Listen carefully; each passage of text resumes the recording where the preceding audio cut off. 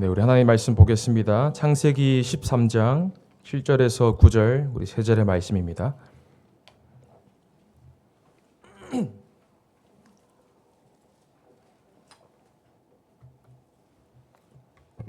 창세기 13장 7절에서 9절의 말씀입니다.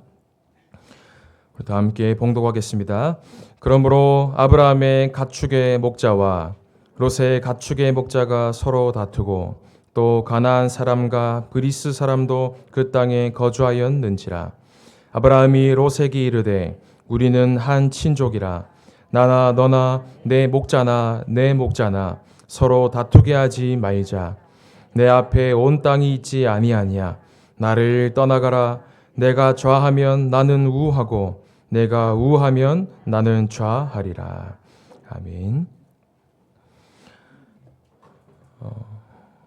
오늘 말씀 제목이 갈등과 믿음의 갱신이라는 제목으로 하나님께서 우리에게 원하시는 중요한 믿음의 갱신과 결단을 시작하는 금요 찬양 기도회가 되기를 진정으로 소원합니다.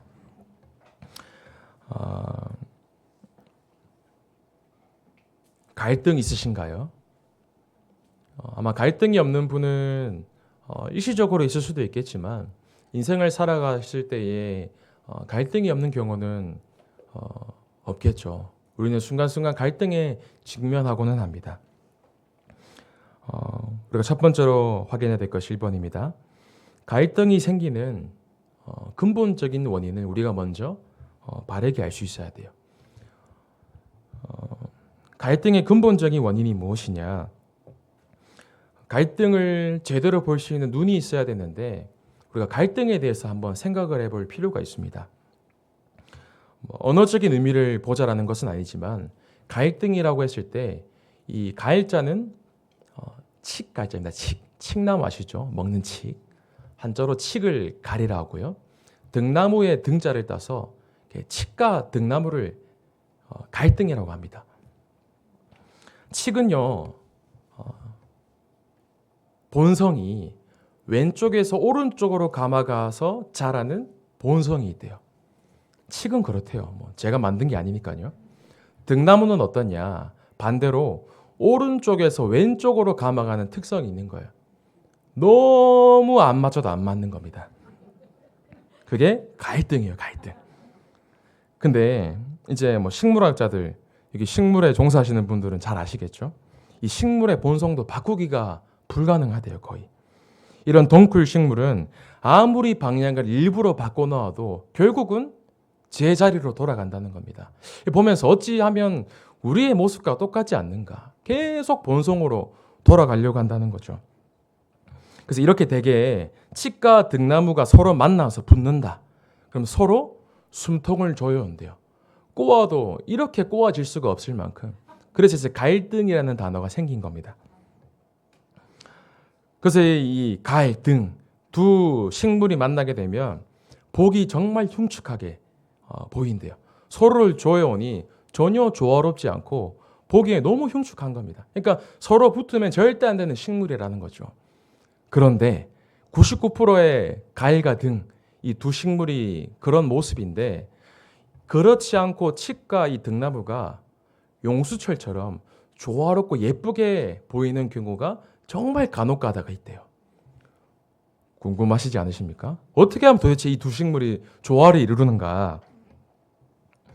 그런데 그 조화롭게 보이는 뭔가 작품처럼 보이는 이 칡과 등나무가 만나는 것을 봤을 때 특징이 뭐냐면 특성이 서로를 조여오는 게 특성인데 이 식물이 힘을 빼는 거예요.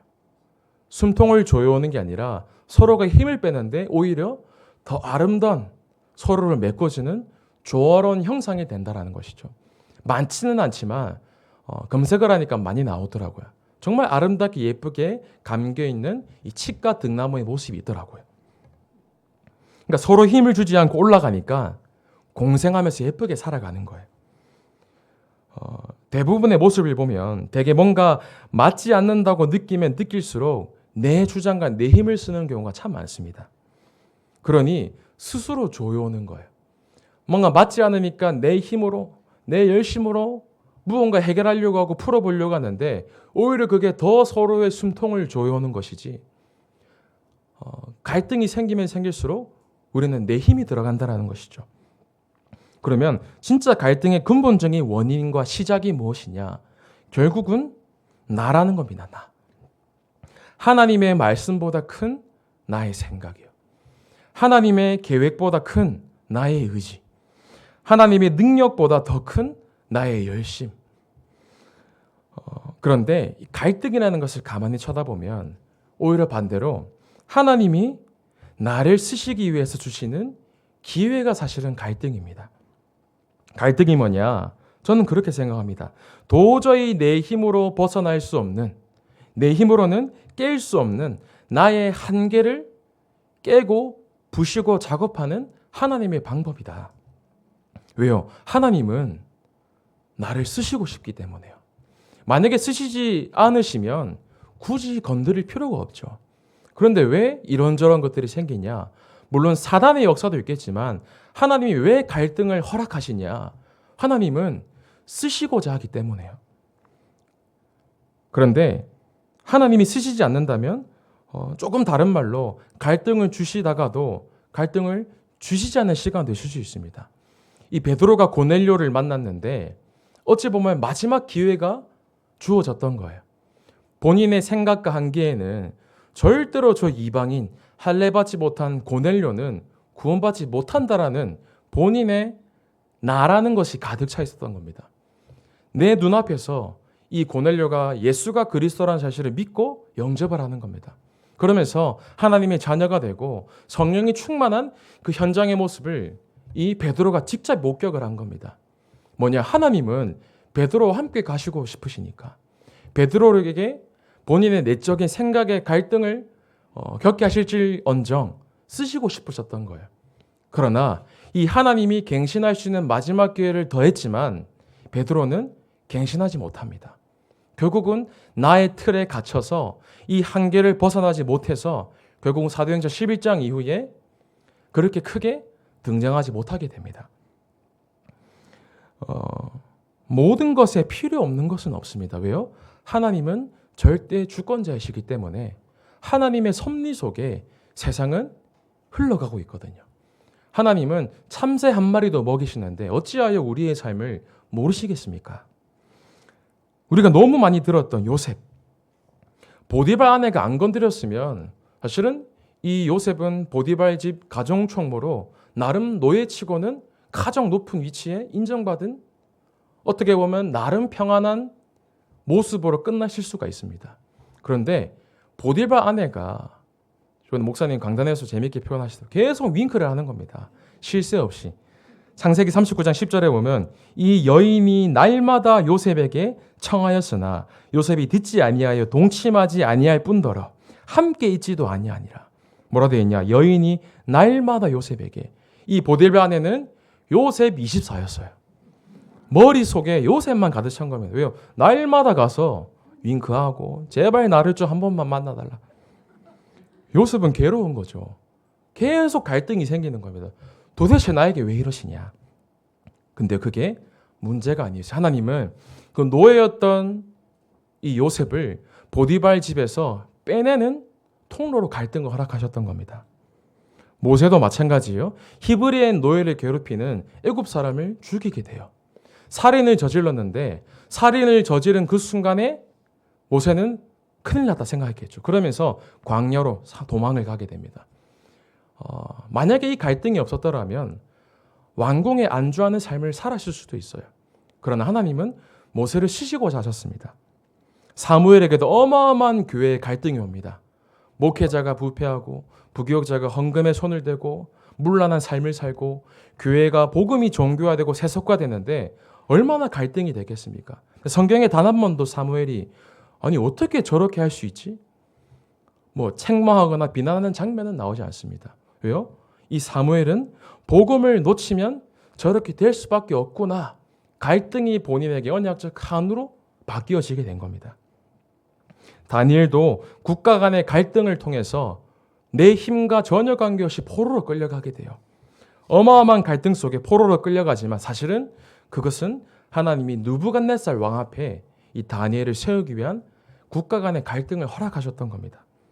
다윗도 마찬가지입니다. 가장 가까이 있는 장인, 가장 가까이 있는 사람, 가족뿐만 아니라 내가 믿었고 의지했던 그 사람이 나의 등에 칼을 꼽는 겁니다. 일평생 나를 죽이러 쫓아다니는데 얼마나 갈등이 됐겠어요.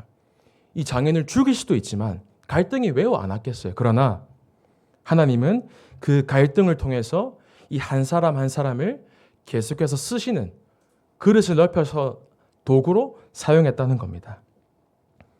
본문에 돌아와서 아브라함과 롯에게 갈등이 없었더라면 아마 이 아브라함은 계속해서 은밀한 불신앙 롯을 내 마음 한구석에 계속해서 짊어지고 다니는 거기에 안주하는 삶이 되었겠죠.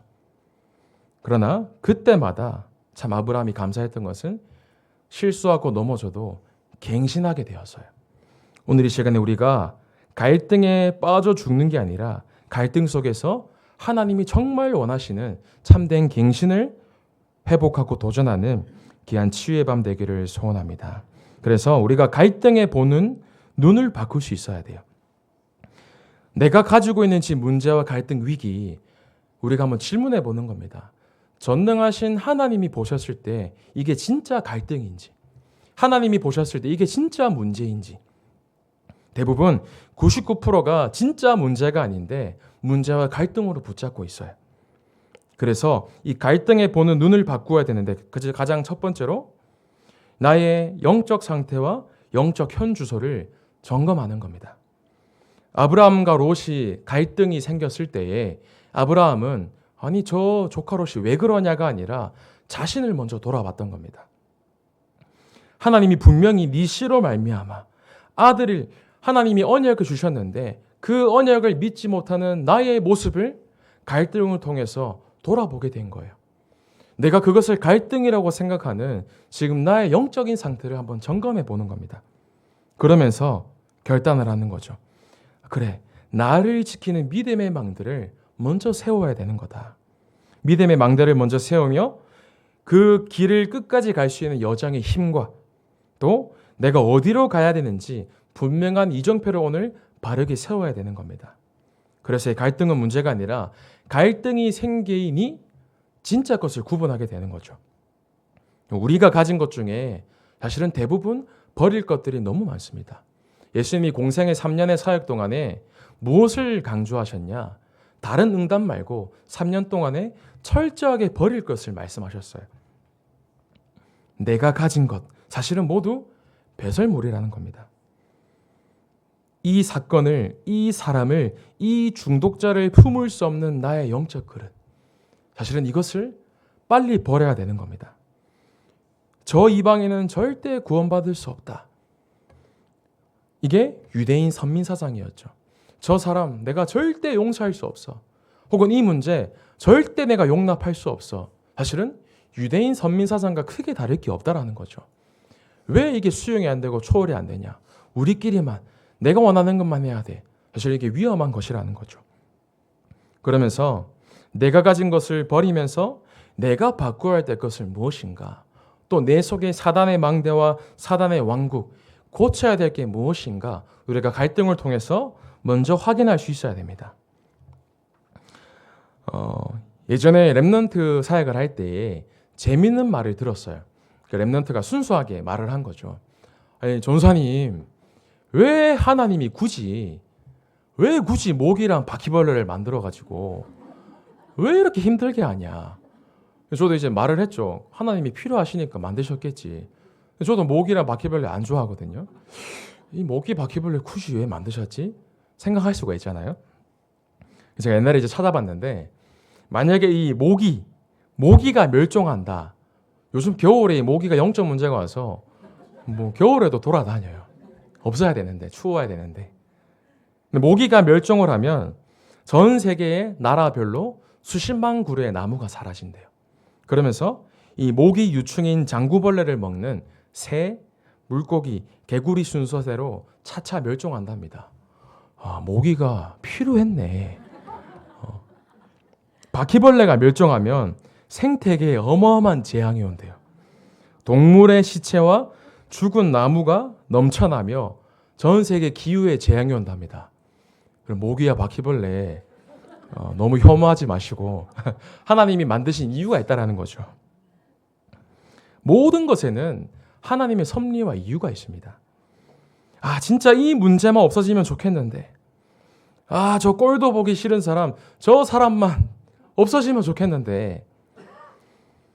그런데요, 나랑 정말 마음 잘 맞고, 나랑 정말 마음이 잘 통하고, 내가 듣기 좋은 말만 해주는 사람과 같이 있으면 영원토록 새생무궁 행복할 것 같죠.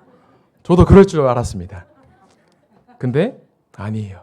그 결과로 유대 민족이 생기면서 선민 사상이 생겼습니다. 우리끼리만, 내가 좋아하는 사람만.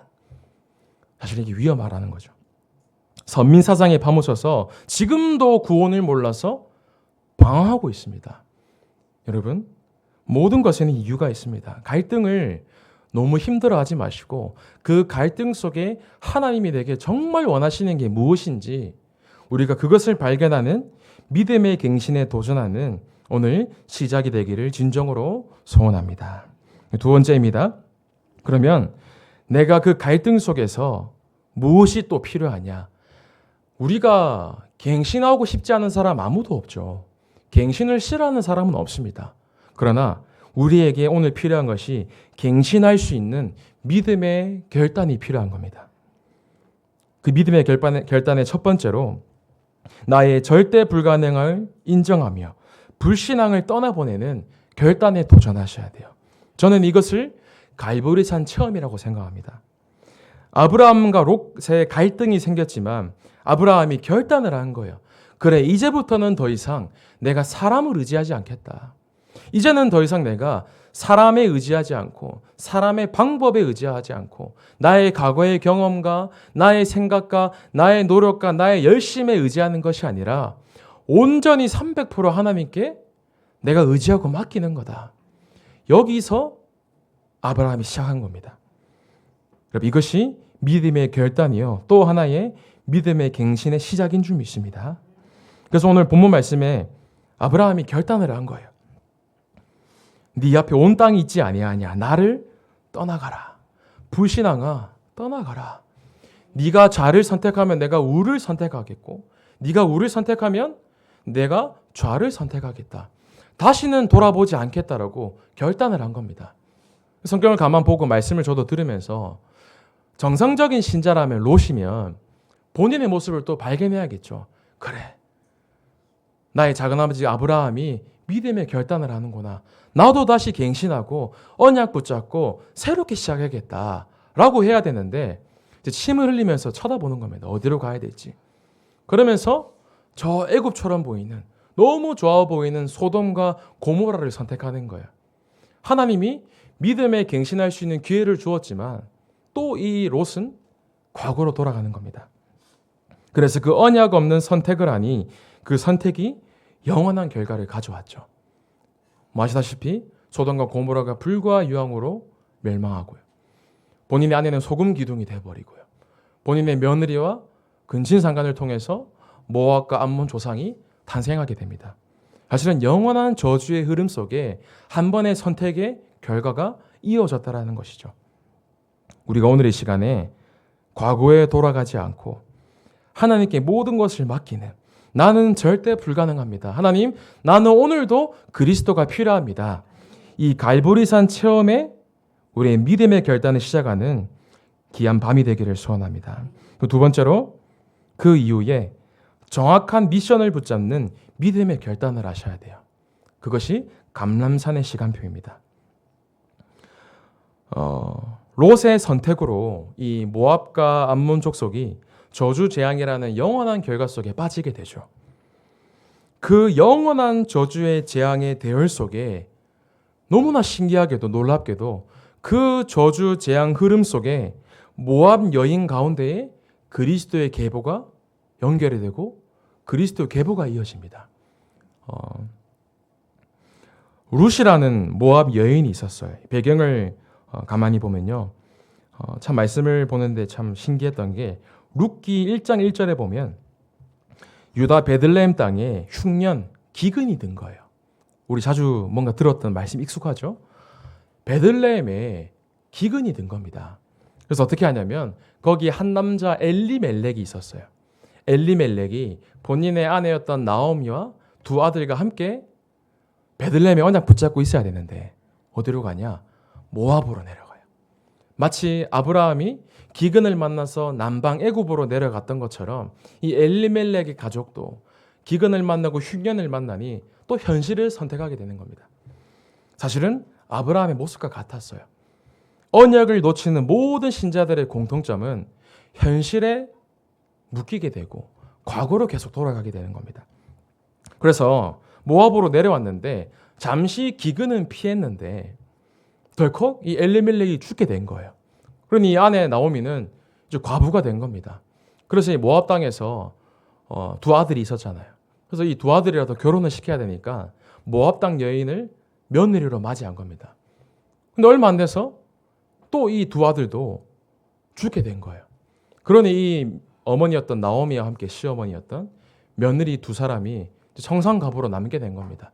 그 당시 중근동 현대사회는 이 가부는 사실은 아무것도 할 수 없는 힘이 없는 존재였어요. 그래서 이 며느리였던 첫째 오르바와 둘째 며느리 룻이 남게 되었는데 이제 먹고 살기 힘들어졌잖아요. 그래서 이 나오미도 이제 본인의 고향이었던 베들레헴으로 돌아가게 돼요. 이제 먹고 살아야 되니까요. 베들레헴으로 돌아가다가 며느리에게 얘기한 겁니다. 모압 여인이었던 두 여인에게 다시 그래 너희들은 너희 땅으로 돌아가라. 서로가 이제 막 부둥켜 울다가 이 첫째 며느리였던 오르바는 어머니께 인사를 드리고 본인의 땅으로 돌아가요. 룻기 1장 15절에 보면요. 모압 땅과 그의 신들에게 돌아갔어요. 다시 우상 숭배하는 그 도시로, 다시 그 우상을 숭배하는 그 자리로, 다시 이방신을 섬기는 그 자리로 바로 과거로 돌아간 겁니다. 그게 첫째 며느리였던 오르바의 모습이었어요. 그래서 룻에게도 말한 겁니다. 이 나오미가. 너도 돌아가라.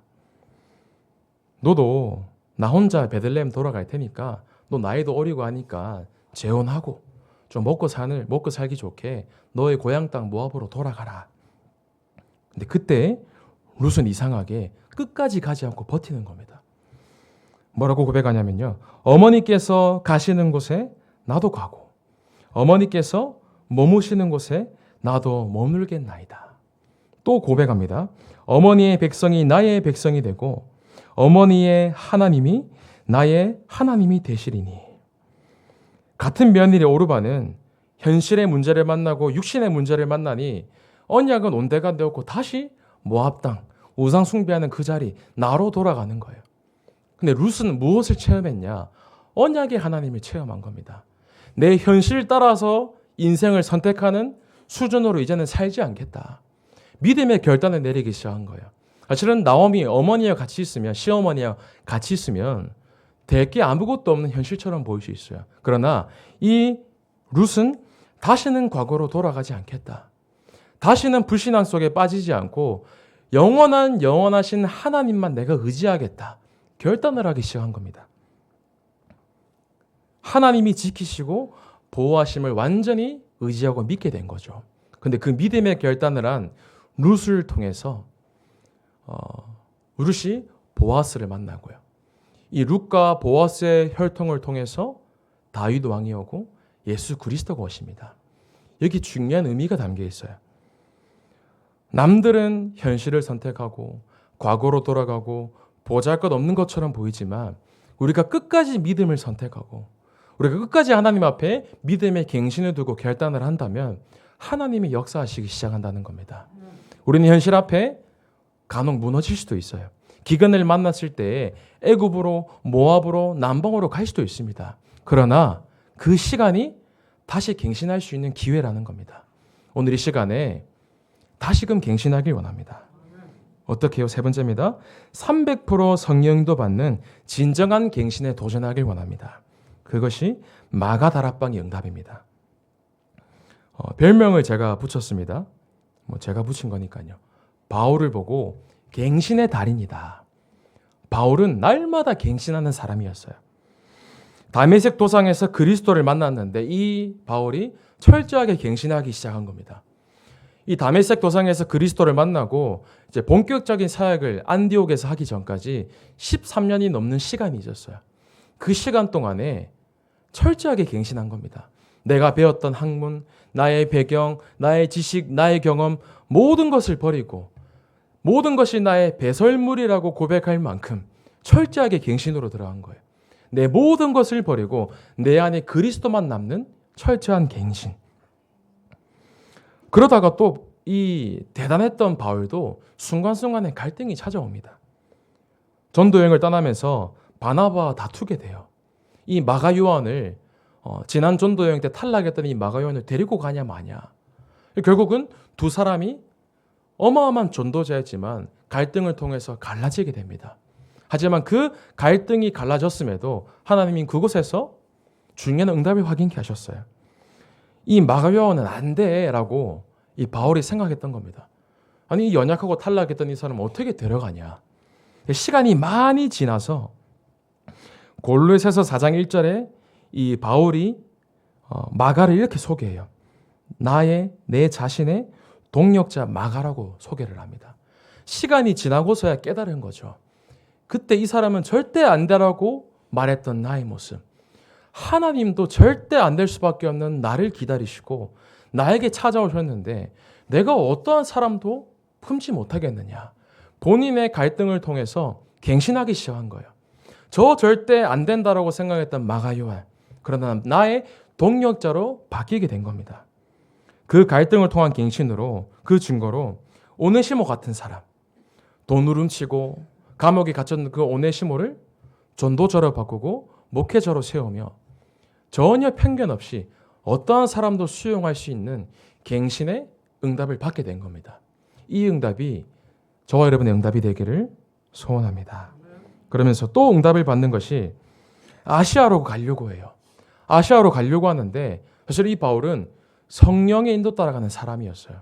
얼마나 기도를 많이 했겠습니까? 날마다 우리말로 치면 사모를 했을 거예요.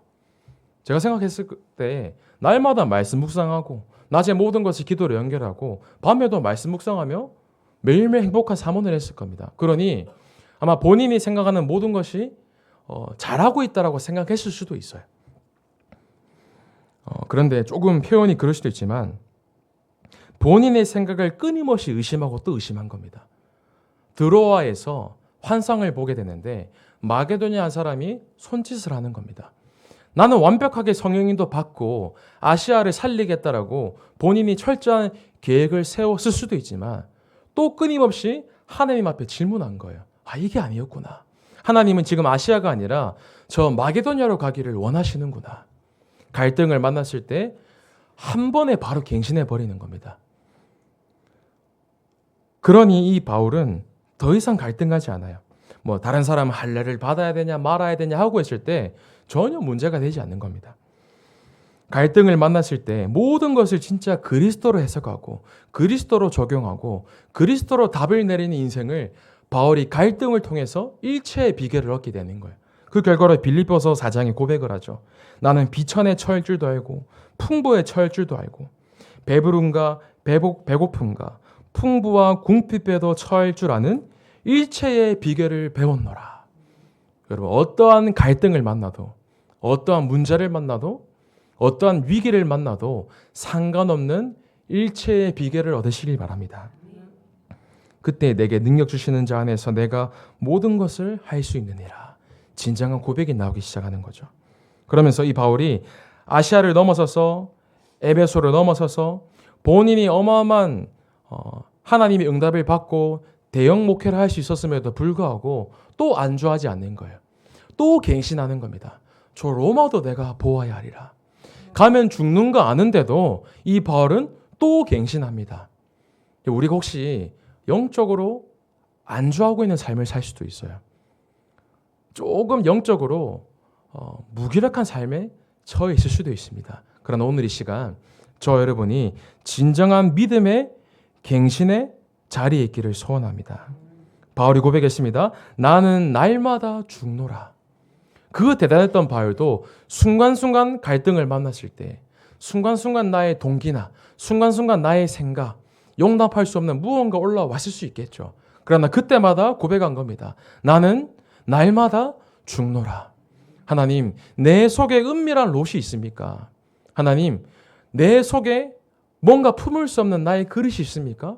하나님, 오늘도 이 시간 나는 철저하게 죽고 내 안에 그리스도만 남기를 소원합니다. 갈보리 산에서 모든 것을 끊으신 그 그리스도와 함께 이제는 우리가 감람산의 시간표를 넘어서서 마가다라방, 안디옥, 아시아, 마게도냐, 로마까지 하나님과 함께 날마다 갱신하며 로마까지 갈 수 있는 이정표가 나의 이정표가 되게 하여 주옵소서. 여러분, 끝까지 갱신해야지만 진정한 일곱 이정표가 나의 이정표가 됩니다. 멀리 있는 일곱 이정표가 아니라 나의 이정표요. 베드로는 갈보리산, 감람산, 마가다라방까지는 갔지만 그 뒤 일곱 여정표 로마까지는 가지 못했어요. 그 바울과 베드로의 결정적인 차이가 뭐냐? 갱신이었습니다. 바울은 안디옥을 넘어서서 아시아, 마게도냐, 로마까지 하나님이 가장 기뻐하시는 237과 5총 종족 복음화까지 쓰임받았던 흐름 속에 있었던 겁니다. 그 결론입니다. 어떻게 하면 진정한 믿음의 결단과 믿음의 갱신에 도전할 수 있냐? 한 주간 말씀 묵상하고 준비하면서 저 자신에게 먼저 하는 말이고요. 우리 주원교회 사랑하는 성도님들에게 우리가 진정한 믿음의 갱신에 도전하기 위해서 어떻게 먼저 시작하면 좋겠냐? 사람의 방법도 아니고 우리 함께 기도의 등불을 켭시다. 아멘이십니까? 기도의 등불을 켜기를 원합니다. 우리 주원교회 다른 거 말고 기도의 바람과 성령의 바람이 일어나길 소원합니다. 사람이 했다, 열심히 했다 이것이 아니라 하나님이 하셨구나. 철저한 믿음의 갱신을 통해서 이제는 우리가 전교인 다락방 운동의 응답 속에서 실제적인 생명이 살아나고 불신자들이 하나님 앞에 서며 제자로 바꾸어지는 그 응답의 흐름 속에 우리 모든 한 사람 한 사람이 쓰임받기를 원합니다. 그래서 오늘 어제 제가 새벽 때 말씀드렸는데 시간을 계산해 보니 이제 연말까지 딱 어제 기준으로 40일 남았어요. 그럼 오늘 기준으로 내년 1월 1일까지 40일 남았습니다. 여러분들 우리 기도의 등불을 켭시다. 새벽에도 안 나오면 잡아갑니다. 그건 아닙니다. 그러나 내가 있는 자리에서, 내가 있는 가정에서, 내가 있는 삶의 현장에서, 교회에서 곳곳에 믿음의 갱신에 도전하는 기도의 바람을 일으키길 원합니다. 그래서 우리의 믿음의 그릇을 확 넓혀야 되는 거죠. 어제 필리핀 분들과 다락방을 했어요. 다락방을 했는데 제가 이렇게 전달했습니다. 여러분들이 일곱 이정표, 정확한 일곱 이정표를 나의 이정표로 붙잡으면 좋겠다. 사실은 한국에 왔지만 이 이정표가 여러분들의 삶에는 갈보리산 체험의 이정표인 거다. 그래서 이제 로마까지 일곱 이정표를 조금 설명하면서 제가 말씀드렸어요. 저는 우리 주원교회에 한국인, 우리 귀한 우리 명장동 성도님들, 부산 성도님들보다 저는 필리핀 성도님들이 더 많아지면 좋겠다. 영적인 욕심인 거죠. 진짜 이곳에 237 나라 5총 종족의 사람들이 모이고 치유의 뜰이 세워지고 이방인의 뜰이 세워지고 우리가 꿈꾸는 그 안디옥 교회를 넘어서서 로마 복음화하는까지 그러기 위해서는 믿음의 갱신이 필요한 줄 믿습니다. 어제 목요일이었죠. 소정이란 다락방 하면서 좀 놀랐어요. 본인의 물어보지도 않았는데 전도대장절에 막 포럼하는 거예요. 막 포럼하면서 본인의 친한 1살 많은 언니가 있는데 언니 아버지가 심한 당뇨를 걸리신 거예요. 이 당뇨를 걸려서 이 오른쪽 허벅지 위까지 다리를 절단을 하신 거예요. 그러다가 이제 본인의 어머니와 이 언니가 병수발을 들다가 최근 1달 정도 전에 돌아가셨다는 거예요. 실은 너무 상실하고 힘든 상황에 소정이한테 막 힘든 것을 얘기했다 하더라고요. 그래서 이 언니가 복음 들었으면 좋겠어요 하더라고요. 그래 소정아 복음 전하자. 조선 어떻게 하면 돼요 하더라고요. 그래 너가 복음 못 전해도 괜찮으니까 일단 먼저 기도하자. 그 얘가 알아듣더라고요. 그러면서 이렇게 좀 흐름을 전달하면서 기도하면서 좀 초청하면서 이제 복음을 전하기 위해서 좀 제목을 서로 나누었는데요. 앞으로 우리 교회 병든 자, 귀신 들린 자, 알코올 중독자, 마약 중독자, 어떠한 사람이 와도 그 한 사람이 제자로 전도자로 바뀌어질 수 있는 우리가 믿음의 그릇을 준비해야 될 줄 믿습니다. 그래서 오늘 이 시간에 우리 속에 은밀한 롯을 완전히 떠나보내고 하나님 앞에 진정한 믿음의 결단과 믿음의 갱신에 도전하는 우리 귀한 모든 사랑하는 주원계 성도님들 되기를 진정으로 소원하고 축복합니다. 오늘 받은 말씀을 두고 우리 합심으로 기도하길 원합니다. 하나님, 나의 속에 있는 은밀한 롯을, 은밀한 불신앙을 완전히 떠나보내고 이제는 하나님 앞에 믿음으로 결단하는, 믿음으로 갱신하는 7가지 이정표가 나의 이정표가 되어지는 믿음의 그릇을 우리에게 허락하여 주옵소서. 이 시간 합심으로 기도하겠습니다. 하나님 감사합니다.